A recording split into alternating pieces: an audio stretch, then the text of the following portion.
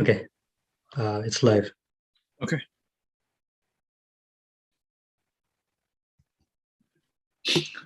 Bismillah ar-Rahman ar-Rahim. Alhamdulillahi Rabbil Alameen. Wa salatu wa salam ala Rasulillahi wa ala alihi wa sahbihi ajma'een. Rabbi shrah li sadri wa yassir li amri wahlul uqdatan min lisani yafqahu qawli. Inshallah, in today's talk, instead of talking about the lives of Sahaba, today we are talking on a special topic, which is moon wars, and how can we unite the Ummah? Or how can we unite? The reason this topic was chosen is, I think, very evident for all the brothers and sisters who are listening or who are not listening, that unfortunately we find Ummah is disunited on one of the most important aspects of Islam, which is ibadat, how we start, for example, especially the month of Ramadan, and how do we end. And that not only ends to month of Ramadan, rather it goes on to the other ibadat, act of ibadat, whether it's Hajj or even regular transactions of life, including somebody wants to, for example, a woman is divorced and she has to count the number of days of her iddah, or any other thing that includes the counting of the days in the month or the months themselves, that can cause a division among the people who are living in a country, living on a continent, or in the world altogether. Or in some cases now we even see that there's division among the people who are living within a city or within one same household. We can find people who are starting the month of Ramadan at a different day, or celebrating the Eid on a different day. And that's a sad situation we are in. And that's very obvious for the Ummah. In general, people would like to see the Ummah united, but can't see the ways of how we can unite it. And of course, we understand that Allah subhanahu wa ta'ala expects us to be a one Ummah, and that Ummah can be united under one leadership, one Khilafah. But when we're talking about this moon sighting aspect of it, let's look into it, what Islam says about it, what are the Shari opinions out there, and if any of the opinions which are out there is invalid even. So in general, what we see is there are three different ways the beginning and the end of the month has been marked in the Islamic calendar. And when we talk about Islamic calendar, we're talking about the lunar month calendar. And those three types are global sighting, or wahdatul matali', or the local sighting, ikhtilaful matali', and the calculations, which is al-hisabul falaki. Now, these are the three different ones which are used, and I'll go inshallah one by one and look into it from the perspective of the Shara, what Islam says about these different kinds of opinions which are out there. And inshallah, we'll find a way of the unity of the Ummah within this aspect as well. So when it comes to the global sighting, there are, before we go into global sighting, actually, I'd like to talk about what are the four schools of thoughts of Ahlul Sunnah wal Jama'ah they say about the sighting of the moon, or how to begin the month of Ramadan and how to end. When it comes to the four A'immah and the four schools of thoughts, we see that three of them agree on that the concept of global sighting, meaning one sighting anywhere in the world is sufficient for everywhere in the world. So anywhere a Muslim sights a moon, that is sufficient for the rest of the world. Now, of course, all the rules regarding the acceptance of the witness have to be there and have to be fulfilled. So anyways, when it comes to Hanafi school of thought, the Hanafi school of thought, it says local sighting before and after the Zawal time, or zenith of the moon, is not acceptable. And people of the East are obliged by the sighting of the West when the sighting is proved by obliged method with two witnesses. So this is the Hanafi school of thought in general says. And even not long ago, if you look at the Hanafi books, even in the Indian subcontinent, that includes the Darul Uloom, or Fatawa Alamgiri, Fatawa Rahimiyya, and on, you will see that all of them agreed on in general, the one opinion. And within the Indian subcontinent, normally you see there are three different kinds of schools of thoughts we see over there, or within the Ahnaf also we see the Deobandi and Barelvis. Both of them agree on the same thing when you go back to their source books. And even Ahl al-Hadith, the Indian subcontinent, agree on this concept of that there is only global sighting is the way to go. Now, when it comes to Maliki school of thought has a similar thing, and it says that if the crescent is sighted, fasting is for the rest of the region. So anywhere says crescent is sighted, that's for the rest of the regions, near or far, and does not take into account the distance of shortening, meaning, when we are praying, if somebody is traveling and he can do the qasr if has traveled certain distance. And so even you are a traveler, for you, so distance doesn't really matter. So it's still any sighting anywhere in the world is enough for the rest of the world. And it says, nor the agreement of the sighting or the absence of it. Then fasting is obligatory for everyone transmitted to it. If its proof is transmitted by the testimony of two just people, or by an extensive group, meaning something is widespread already. So this is Maliki. Maliki also goes along with the opinion of the global sighting, meaning sighting anywhere in the world is sufficient for the rest of the world. Now, when it comes to the Shafi'i madhab, the Shafi'i madhab, especially when you talk about Imam Shafi'i, he is the one who said if the crescent is sighted in a country or a land, its rule is necessary for the land that is near, not far, according to the difference of sighting. So for Shafi'i, Imam Shafi'i's opinion about that is this, that about the local sighting, basically. And within local sighting, we see that there are actually more than one local sighting is considered. For example, one local sighting is considered if it's seen in one city or one district or something, then it is sufficient for that one, and it's not sufficient for another one. While the second opinion says that it is good for something which is adjacent to it, another city next to it, or very nearby ones, but not for the others. The third one says that it is allowed within a country, or but if you go too far away, then the sighting is not sufficient. So, but regardless of that, we will take this case as local sighting or ikhtilaf mata'ala. Now, the fourth one is Imam Hanbal. Imam Hanbal has a same global sighting opinion, which says that if the sighting of the crescent is confirmed in a place near or far, all people are obligated to fast. And the ruling on those who did not see it is the ruling on those who saw it. Meaning, it's not the issue of everyone has to see it, meaning anywhere anybody sees that, this is sufficient for the rest of the world. So these are the four schools of thoughts, the opinions are there. And we see that, interestingly, none of those schools of thoughts were talking about the calculation or al-hisab al-falaki. Now, moving forward, let's talk about one by one, inshallah, and then we will move on to conclude that which is the opinion that should be followed. Now, when it comes to global sighting, there are many hadith that go along with this concept of fasting to be started for anywhere in the world. If moon is sighted, it is enough for all. For example, let's go one by one. Rasulullah sallallahu says in one of the hadith reported by Sahih Muslim, it says, "Ash-shahru 29 layla." So it says the month is 29 or 29 layla, 29 days. لا تصوم حتى تروه, and do not fast until you see it, referring to the moon. ولا تفطروا حتى تروه, and do not break your fast, meaning the start of Ramadan, until you see the moon. إلا أن يغم عليكم فإن غم عليكم فاقتروا له.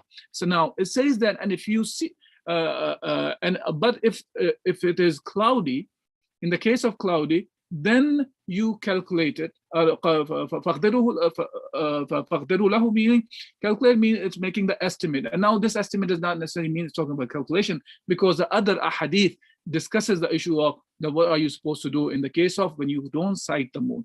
As the hadith of Sahih Muslim, another hadith reported by Imam Muslim, it talks about that that we are an unlettered people. Inna ummatun ummiyah. لا نكتب ولا نحسب, that we do not write and we do not calculate. ولا نحسب الشهر, we're talking about that we do not write and calculate. الشهر هكذا وهكذا. Rasulullah sallallahu alaihi wasallam, when he said هكذا وهكذا, he was pointing with his hands. He opened the hands like this, 1, 2, and third time he actually closed the one of the fingers and became 29, and the third and then one time he shows the 30, which is 3 times he opened his hands. Now يعني he says the tamam 30, meaning 30 days. Okay, now moving forward, other hadith that goes in the way same in the favor of moon sighting. Number one thing is happening here is we're talking about sighting is a must here, because all the hadith are talking about ru'ya. Ru'ya means to see it from the naked eye.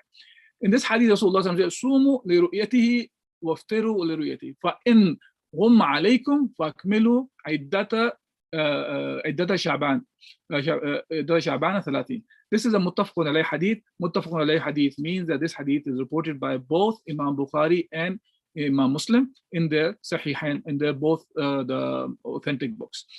Now here the hadith says, which is reported by Abu Huraira radiyallahu an, and he said that Rasulullah sallallahu alaihi wasallam said that fast when you see it. Again, it is referring to the hilal, when you see it, and break your fast when you see it. And if the weather is cloudy, treat Sha'ban as having 30 days. See here, even though this hadith is talking about the month of Sha'ban, because it is referring to the month of Sha'ban instead of 29, it's referring to the beginning of the month of Ramadan. So if you're looking for the month of whether the month of Ramadan has started or not, and you see that it's cloudy and you're not able to see the moon, then in this case, the 30 days of Sha'ban are supposed to be completed. While the hadith, which is these are the words of Sahih Bukhari, Imam Bukhari. While on the other hand, there's another hadith that talks about in the Muslim. It says, فَإِنْ غُمَّ عَلَيْكُمْ فَصُومُوا 30 يَوْمًا. That it says that if it is cloudy, then fast for 30 days, which is referring to in the month of Ramadan, and you are looking for the Eid moon, for example, then in this case, we are commanded to fast for 30 days. So in both cases, it's not the issue of whether the moon is there or not. We know that moon is always there, first of all. It's the issue of the sighting that Allah subhanahu wa ta'ala is referring to us here. And we are commanded to fast as if we see the moon, and if we don't, then in this case we are not supposed to be fasting. And same thing, meaning beginning of the month of Ramadan and end of the month of Ramadan, and this goes for all the months as well, as the hadith talks about Sha'ban as well. Now, other concept to be clear here is the hadith is talking about if it's cloudy, so that's not even a point of discussion here, whether the moon is there or not. Is the issue is the moon is covered by the clouds, hence we are commanded in that case to go by what we see, meaning we don't see it. In that case, if we're looking for the beginning of the month, then the month of Ramadan, for example, then the month of Ramadan cannot start, and we have to complete the month of Sha'ban to 30 days. And if we are looking for the moon of Shawwal to begin the Shawwal or end the month of Ramadan, and if it's cloudy, then we are not supposed, cloudy or whatsoever other things are that prevents us to see the moon, that in this case we consider that we have not sighted the moon, hence the month will not begin, the Shawwal month will not begin, or the month of Ramadan will not end, same thing. Okay, now similarly, the hadith in Sahih Muslim, another hadith says, "Ash-shahru 29 wa idha ra'aytum al-hilala fasumu." So here it's very specifically uses the word hilal also, that if you see the hilal, fasumu wa idha ra'aytumuhu faftiru, and when you see it, then you break the fast, meaning you celebrate the Eid. In ghumma alaykum faqdiru lahum. And see here it says again that if it's ghumma, meaning it's cloudy, or in that case you complete the 30 days. And that then calculated 30 days mean that you complete the 30 days. It does not referring to go and start use the calculation and whatever the calculations is, go by that. That's not what it's saying, because the hadith is very clear about if it's cloudy, then you complete the 30 days. Okay, now so that's what the global sighting was. And when it comes to and then actually I will talk a little bit more about global sighting a little bit later, but let's move on to the local sighting. When we say local sighting, so there are three, as I said, within the local sighting or اختلاف مطالع, there are three different opinions. One says that if one city or one region or one district has seen the moon, that's enough for that. And the one which are next to them, they can only fast if they sight the moon in their area. Otherwise, they cannot. That's not enough for them to go by the sighting of the adjacent city or the region. And one says that if it's sighted in one region or one city, then it is sufficient for the one that is adjacent to it. While the third one says that it is enough for all the cities which are very close to them, but not for the far. For example, if somebody sees in the east, that's not sufficient for the people in the west, or somebody sees in the west, it's not sufficient for the people in the east. Okay, now all their opinions about local sighting is based off the hadith of Ibn Abbas. And Ibn Abbas' hadith, and there are two versions of the hadith. One is by the Imam Muslim, reported by Muslim, and the other is reported by Imam Tirmidhi.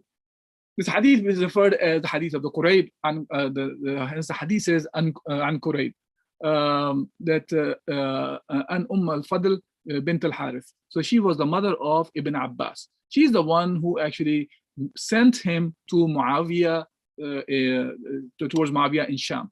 And Qurayb says that when I reached Sham and finished my فَقَدَيْتُ حَاجَتَهَا, and finished what she asked me to do, and then the month of Ramadan actually started there. It came there. And he says that فَرَأَيْتُ الْهِلَالَ لَيْلَةَ الْجُمْعَةِ, and he says that I saw the moon on the night of the Jum'ah. And ثم قدمت المدينة في آخر الشهر. And he says that I entered into the Medina at the end of the month of Ramadan. Over here, فسألني عبد الله ibn Abbas. Ibn Abbas asked me, Qurayb is mentioning that Ibn Abbas asked me, radiallahu anhuma, that he said, when did you see the moon, al-hilal? He says, متى رأيتم الهلال? فقلت رأينا ليلة الجمعة. So I said that we saw the moon on the night of the Friday. And now here, he very specifically asked, فقال أنت رأيته? Did you see it? So Ibn Abbas said, he wanted to confirm who's the one who saw it. فقلت نعم وراه الناس وسام معاوية. So he says, Qurayb said, yes, I saw it, and the people saw it, and they fasted, and so did Muawiyah. Now, here Ibn Abbas said, فقال لكن he said, لكن رأيناه ليلة السبت فلا تزال نصوم حتى نكمل 30 أو نراه. So he says that we saw it on the Saturday night, and we will continue to fast until we complete either 30 days or we see the moon. Now, over here, Qurayb, who was, he was, you can tell by that, he was kind of surprised that he said, isn't that sufficient for you? That the ru'ya of the Muawiyah and his fast? So, and upon that, Ibn Abbas said, لا هكذا أمرنا رسول الله صلى الله عليه وسلم. So he said no, because Rasulullah sallallahu alaihi wasallam commanded us like that. Now here, one part to understand here is, actually, let me just go to the next hadith first, and then I'll go into the detail of that. These are hadith.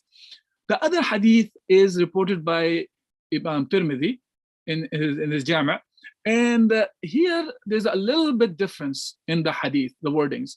Here, when Ibn Abbas says, أنت رأيته ليلة الجمعة, did you see it? So now here the response of Qurayb was, he says, فقلت رآه الناس وصام معاوية. He said the people saw it, and they fasted, and Muawiyah fasted. So now here, he did not say he fasted. Rather, he said the people fasted, and so did people saw it, meaning they're the one who did the ru'ya of the hilal, and they are the one who fasted, and Muawiyah fasted along with them. So people fasted, meaning Ibn Abbas also fasted, and then the rest of the hadith is similar. And one thing to understand here is neither of the reports about this incident are the hadith of Rasulullah sallallahu alaihi wasallam. None of them say that Rasulullah sallallahu alaihi wasallam did something or Rasulullah sallallahu alaihi wasallam said something. Then there's no qala Rasulullah sallallahu alaihi wasallam anywhere here. Hence, fuqaha look at these ahadith as the understanding of Ibn Abbas, meaning this is the ijtihad of Ibn Abbas, that according to that, number one thing. Now, this is one understanding that they look at it, while the others, they rejected this this understanding or of the local sighting based on these two versions of the hadith.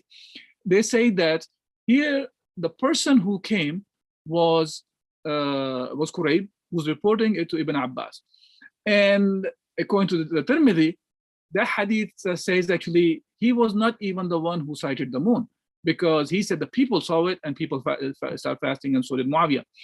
Now here, that's one aspect of it, that he's not the one who's the witness, he's the shahid.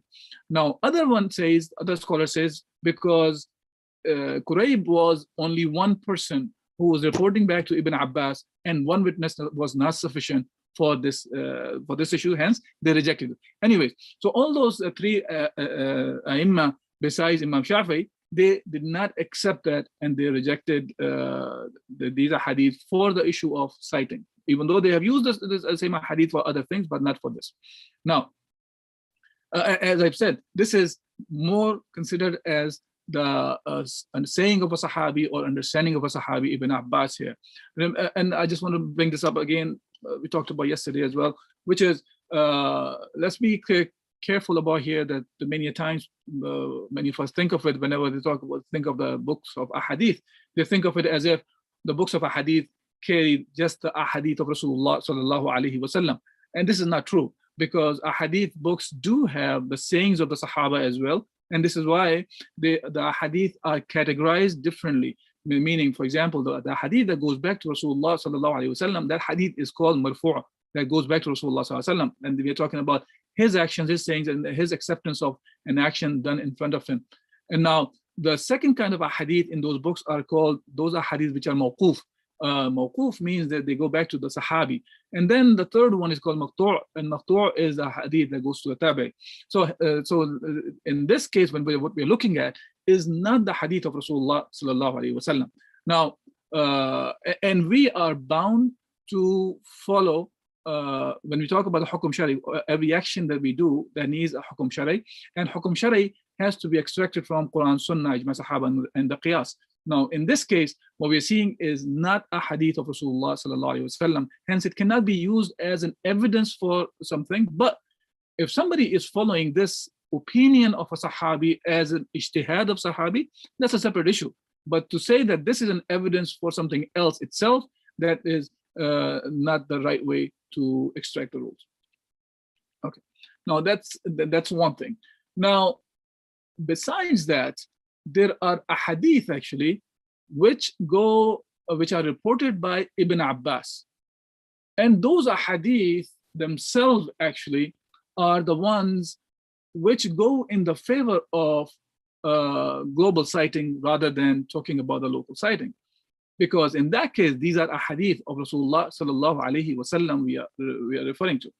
As this hadith that talks about that Ibn Abbas is referring to, he says that Ja'a Arabiyu ila Nabi sallallahu alaihi wasallam. An Arabi, a Bedouin or a villager came to Rasulullah sallallahu alaihi wasallam. فقال إني رأيت الهلال يعني هلال Ramadan. So he said, I saw the moon of Hilal, meaning the Hilal or the moon for the month of Ramadan. Rasulullah said, أتشهد أن لا إله إلا الله, do you bear witness that there is nobody worthy of worship except Allah Azza wa Jal? قال نعم. He said yes. Then Rasulullah said, أتشهد أن Muhammad Rasulullah, that do you bear witness that Muhammad is the messenger of Allah subhanahu wa ta'ala? قال نعم. So he said yes. Then Rasulullah said, Ya Bilal adhan, O Bilal, go and announce في الناس أن يصوموا غدا, that we will fast tomorrow. And this hadith is reported by Abu Dawood, Tirmidhi, Nasai, Ibn Majah, and Darimi. So that's one. And similar hadith is reported by Al-Mabsut, also by Sakhasi. So look at these. These both are hadith are reported by Ibn Abbas himself. Now here Ibn Abbas is talking about a hadith where Sahaba and Rasulullah sallallahu alaihi wasallam did not sight the moon in Medina, and or for the beginning of the month of Ramadan. And somebody who comes from outside of the Medina, and he reports to Rasulullah sallallahu alaihi wasallam that he saw the moon.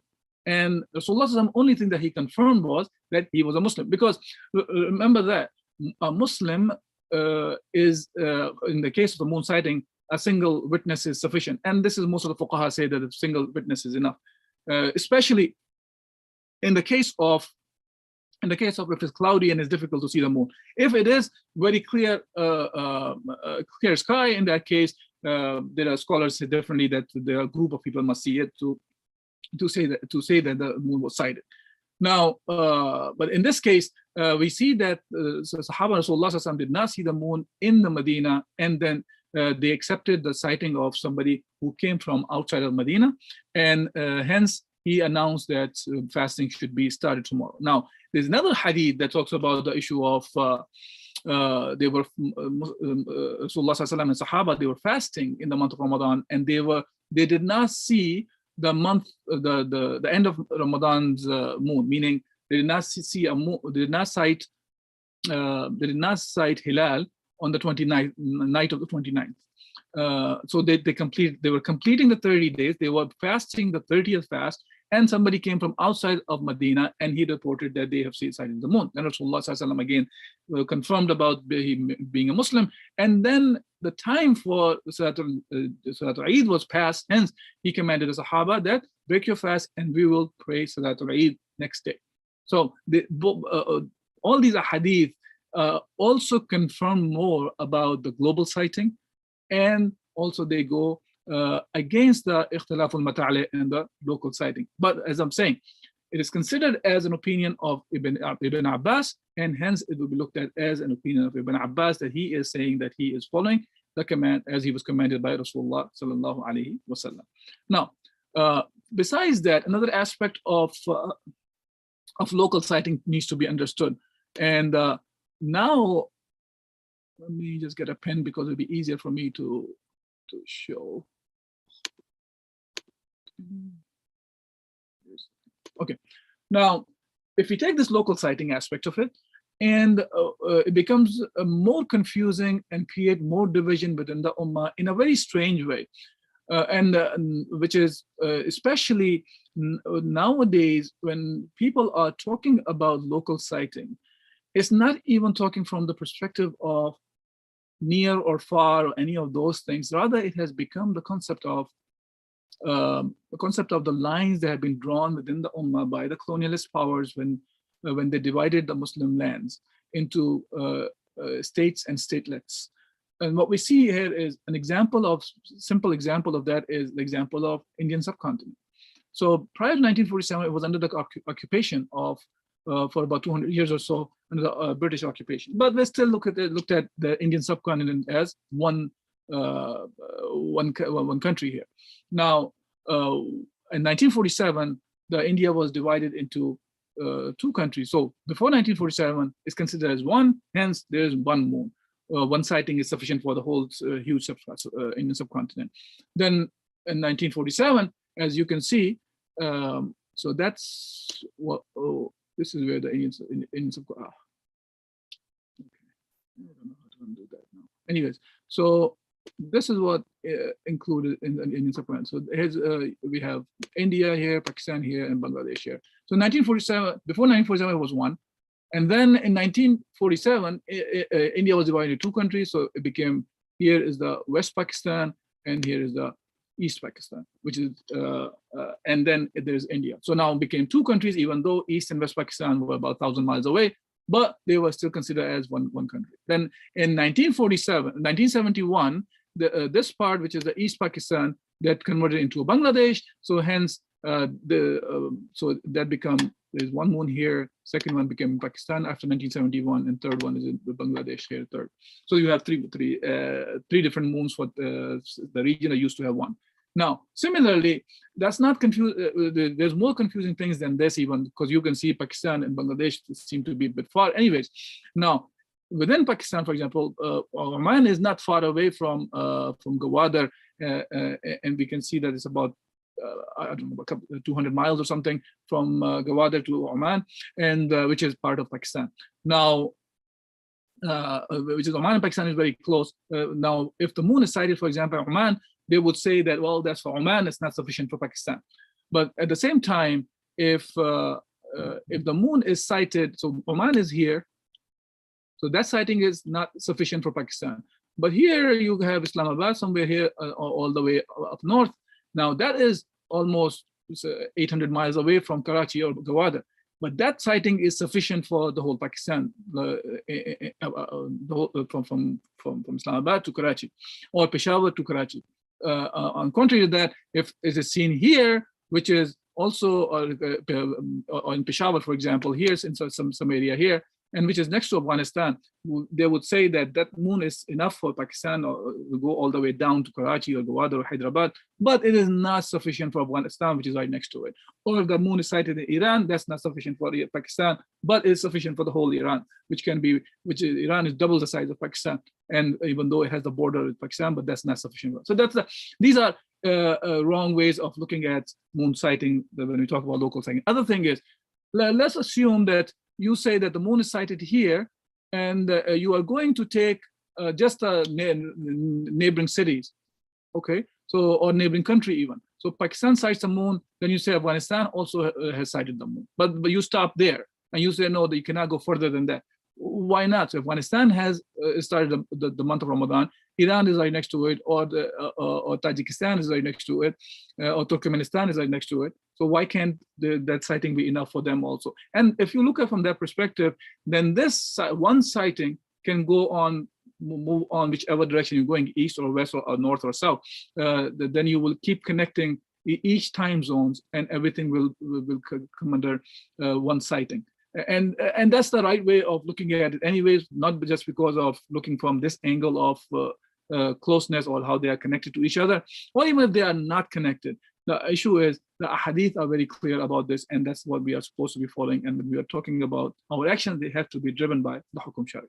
Okay, now moving forward, now it comes to calculation, and inshallah, spend a little bit more time, and I apologize, we started a little bit late. Hopefully we will finish in the next 20 minutes or so. Now, when it comes to calculation, there's a hadith of Rasulullah that I mentioned in the global sighting aspect also, that talks about that we are unlettered people who can neither write nor count. Inna ummatun ummiyatun la naktubu wa la nahsubu ash-shahru hakadha wa hakadha, that we don't count, we don't write, hence the month is thus and thus. And he was folding his thumb at one time, and the other time he opened the hands 3 times. Okay, now this concept of illiteracy, which is mentioned here. So the people who are talking about calculation these days, or which is called Hisab al-Falaki, they say, well, the Ummah was unlettered back then, and now today we are lettered. We know how to read and write, and we know how to calculate. Hence, they think of this as an illah, as a reason behind the hukum. While this is not the case, that this is the reason that this hadith is talking about ummiyah. And we'll talk about this a little bit in detail in the next coming slides as well. Because for number one thing, in the time of Rasulullah sallallahu alaihi wasallam already, Rasulullah sallallahu alaihi wasallam himself commanded the Sahaba to write the Quran, which means the Sahaba knew how to read and write as well. And there was a command from Rasulullah sallallahu alaihi wasallam to Sahaba to write. So writing the Quran was there. In the beginning, he stopped the Sahaba to write the hadith, and later on he allowed them to write the hadith also. And that's a different story why he stopped them in the beginning. That was more for the issue of not to mix the Quran and the hadith. But anyway, so Quran as a whole was written in the time of Rasulullah sallallahu alaihi wasallam, as the wahi used to used to come down to Rasulullah, he used to ask the Sahaba. There were specific Sahaba who he had, which were called the transcribers of the Quran, and they used to write the Quran in his supervision, and he used to make sure that everything is written correctly. So writing was there. Calculation, when it comes to calculation, was there as well. What does it mean by that? Rasulullah and the Sahaba, they used to calculate the zakah, for example. They used to do the calculations for inheritance, and this is quite complicated kind of a calculation that requires a lot of understanding of how to use the fractions between different people and different kinds of fractions of by different people. For example, the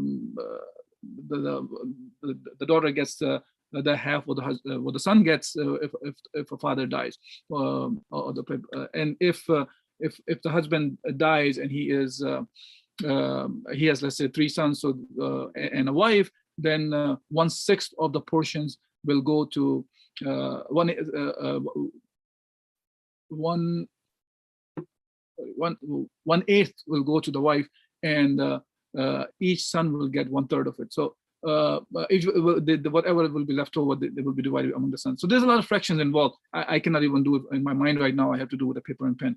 But anyways, so there's a lot of calculations there. There are a lot of calculations for jizya, for kharaj, for ushr. These are different kinds of things where you need to calculate. So calculation is part of Islam. That's not Islam is not prohibiting calculation. Calculation specifically is prohibited here for the case of sighting the moon, not for other things. So it's not the issue of that Ummah did not know back then. Ummah knew how to calculate at that time also. I mean, even to discuss this idea of calculation for sighting or for the moon was already existed at that time. Hence, this is mentioned here. Okay, and the hadith that talks about completing the 30 days in the case of cloudy weather. So it says, فَإِنَّ غُمَّ عَلَيْكُمْ فَأَكْمِلُوا عِدَّةَ 30. That if it is cloudy, then complete 30 days. It is unrestricted, without any conditions. It has been said that we have to follow the hukum shari regarding here, not to go and start calculating in the case of not seeing the moon, for example, because it was cloudy. Also, there are so now the concept of this to say that now since we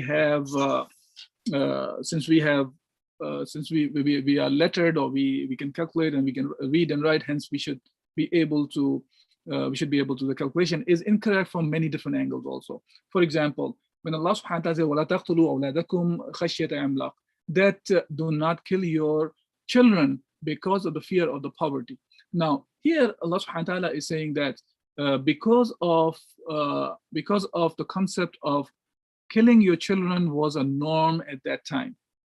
Hence, Allah subhanahu wa ta'ala is talking about that. It does not mean that now, because Allah is saying that do not kill your children because of poverty, hence it is okay to kill your children out of wealth. If you are wealthy, then it's okay for you to kill. No, because the hukum is clear in the other ayah when it says وَمَنْ يَقْتُلُ مُؤْمِنًا مُتَعَمِّدًا فَجَزَاؤُهُ جَهَنَّمَ خَالِدًا فِيهَا وَغَضِبَ اللَّهُ عَلَيْهِ وَلَعَنَهُ وَأَعَدَّ لَهُ عَذَابًا عَظِيمًا. So here Allah subhanahu wa ta'ala is very clearly mentioning about that whoever kills a believer intentionally, his recompense is hell to abide by. So that what it is talking about there in the ayah was referring to something that was a norm back then. That of course there were people who were not killing their children also, even without poverty or with poverty, but there were people who were doing that, and this norm was addressed in the ayah.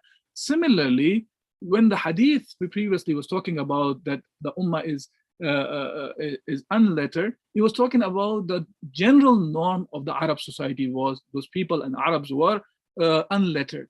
Hence, it was mentioned that as unlettered over there. Not that if you have the that is an illah or something. It is more of a norm was mentioned there about the people of the Arab. Okay, now similarly, Allah subhanahu wa ta'ala says, Ya ayyuha alladhina amanu la ta'kulu riba ad'afan muda'afa. Now, Now here Allah subhanahu wa ta'ala is saying that, oh, you who believe, eat not riba doubled and multiplied, meaning multiple times. Now, here, that doesn't mean, and nobody has understood this way, that because the ayah is talking about, this ayah is talking about the double and the triple or multiple times is not allowed. Hence, or less than double is okay, or 50% or 1%, 2%, 3%. That is an incorrect understanding, because the other ayah is, which takes away also these kind of restrictions, that that Allah subhanahu wa ta'ala has made the trade as halal, and He has made riba haram.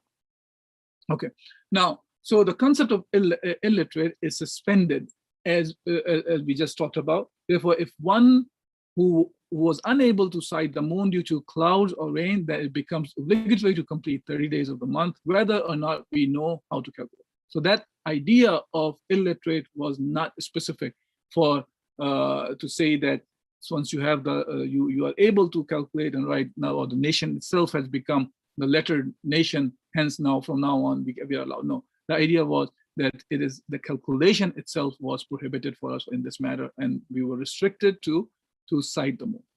Okay, now also these hadith that talks about if it's cloudy, that is very clear to say that it's not saying the moon is not there. It's the concept here mentioned is if it's cloudy, you're not able to see, that's enough, and hence you complete your 30 days. Similarly, other hadith, Allah subhanahu wa ta'ala, when it says in Surah Al-Baqarah, when He says that شهر رمضان الذي أنزل فيه القرآن هدى للناس وبينات من الهدى والفرقان.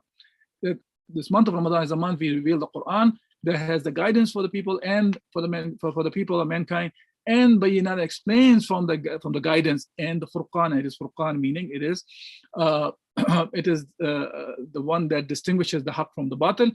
And then Allah subhanahu wa ta'ala, فَمَنْ شَهِدَ مِنْكُمُ الشَّهْرَ فَلْيَصُمْ. Now here He says, and whosoever, first of all He says, فَمَنْ means whosoever, شَهِدَ مِنْكُمْ, among you sees the moon. Okay, so whosoever sees it, who are witnesses, a shahr, meaning which is the witnessing of the moon here, then the command for all of us is to fast. It is not referring to everybody has to sight the moon for their own fasting. Rather, talk about whosoever witnesses the moon, that's sufficient. And this is what all the Aimma use as an evidence for global sighting as well. Now, going back to the calculation part, the hadith that was talking about sumu liruyatihi waftiru liruyatihi fa in ghumma alaykum fakmilu iddata sha'ban. Again, we talked about this, that Rasulullah said about if the moon is not sighted, we were told to complete the 30 days of Sha'ban. And the other hadith says فَإِنْ غُمَّ عَلَيْكُمْ فَصُومُوا 30 يَوْمًا. And then if it is cloudy, then you complete your 30 days of fasting. Okay. And then this hadith that talks about the 30 days as well. Actually, this hadith is also been used, unfortunately, in a wrong way. The first one, لا تصوموا حتى تروا الهلال ولا تفطروا حتى تروه فإن غم عليكم فاقدروا له. So here, when it says that فاقدروا له, so they try to use this as that. What the hadith means is, if you do not fast until you see the hilal, so to see the crescent, and do not break your fast, meaning start the Eid until you see it. And if it's ghumma alaykum, and if it's cloudy, then faqdiru lah, then you can't estimate here.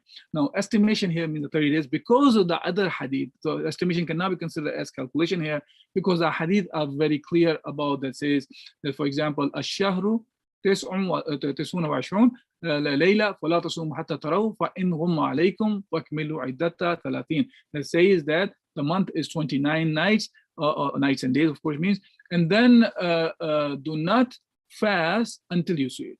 And if it's cloudy, then complete the 30 days. It's not time to say go and start estimating. Rather, just complete your 30 days. That's what it's saying. Okay, now one question always remains, and people always have confusion about, well, what about prayer? People have all the time, they have timetables, they have nowadays apps. Masajid have big, huge, old days they used to have huge timetables on the walls of the masajid. And the muaddin will be giving the adhan according to what the time is written there. And nowadays, all those times has been translated, put into the apps, and people just go to their apps and see the time and pray accordingly. Now, the question remains, well, we are calculating here. So what about the calculation of salah? How is that different than when we talk about the counting the month of Ramadan, any of the month, meaning to estimate the months as well. So about the fasting, we already discussed many times with many hadith that sighting of the moon was mentioned in those hadith. Hence, this is a hukum for us to sight the moon based on those textual evidences from the Quran and Sunnah, that we have to sight the moon from our eyes. Now, it goes to what Allah subhanahu wa ta'ala says here is, there are ayat, actually it's the next one. Okay, now here Allah subhanahu wa ta'ala says that aqimu salah liduluk shams, that liduluk shams meaning that perform your salah, and it's talking about the duluk shams meaning which is from the height it goes down, from midday till the darkness of the night. So here it's talking about the timing that is connected to the moon, to the sun. And similarly, it says, إِذَا ذَارَتِ الشَّمْسُ فَصَلُّوا. When the sun declines, in that case, we are commanded to pray, which is talking about the Salat al-Dhuhr here. So when from the Zawal it goes down, then at that time we're supposed to pray. Now, the issue here is, in the case of the Salah, we were not commanded specifically to see the sun or to see the movement, we have to see with our naked eyes to say, okay, now we can, if it's cloudy, then the times of the prayer will change. There's no such thing we find in the case of the Shams. Hence, it is left to us that whichever means we can use to find out the location of the sun, and because the prayer timings goes along by the movement of the sun. Hence, we can use the calculation over there, while in the case of the beginning or the end of the month, we cannot, because in that case, we are commanded to see the moon from our naked eyes. Okay, so now, just to conclude, as I mentioned already, there are three ways of use, which is one is called the global sighting, Wahdatul Matali', and the second is local sighting, which is the Ikhtilaf al-Matali', and the third one is Hisab al-Falaki, which is the calculations. Now, when it comes to the global sighting, this is a strong and correct opinion, and which is supported by strong evidences from the Quran and Sunnah. And this is the only way to keep the unity of the Ummah. While it comes to the local sighting, it is, as I said, this is a weak opinion, and this is the opinion of a Sahabi, Ibn Abbas, and it actually goes against the hadith. But if somebody is following it and he's convinced with that this is the right opinion, this is between him and Allah subhanahu wa ta'ala, but then he has to look into the correct way of even looking into whichever way it was defined, the Ikhtilaf al-Matali' as well. But anyways, this is a weak opinion, and we really have to think about it, how we are coming up with it, while the very clear evidences are out there which contradicts the Ikhtilaf al-Matali'. And of course, even if Ibn Abbas had this understanding, and if we come to the conclusion that the correct one is Wahdatul Matali', then we are bound to follow that.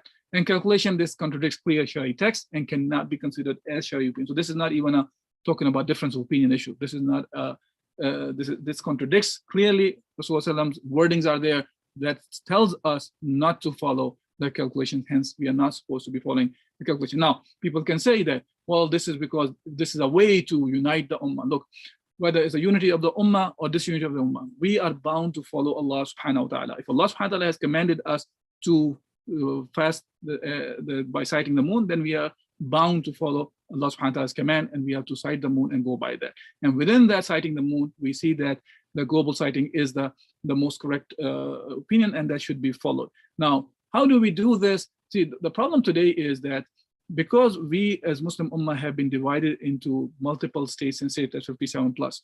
And now because we are disunited like that, and nowadays, unfortunately, we think of as every country have to see their own moon, while Allah subhanahu wa ta'ala has commanded us to be under one leadership, one Imam, one Khalifa, and all these Muslim countries are supposed to be under one leadership. And if we have that leadership, which because of lack of that leadership today, we are in this mess that we are discussing the sighting like this. If one leadership is there and it announces that anywhere the moon is sighted, and it announces that the month will start that day, that will take care of all those differences that exist, and that will unite the Ummah under the Shari rulings of Islam, rather than following people left and right, and they're not carrying any of the Sharia opinion that they should be followed. So this is the missing obligation that the Ummah is missing, because of which we are divided. And that's another way of keeping the Ummah united. And that's, as a matter of fact, that leadership is the right way to unite the Ummah, and that leadership can bring the people united for even our ibadat, like the month of Ramadan or Hajj or any of the other things as well. Okay, so we'll stop the talk here today, inshallah. And if there is any questions or comments regarding today's talk, inshallah, I'll try to answer.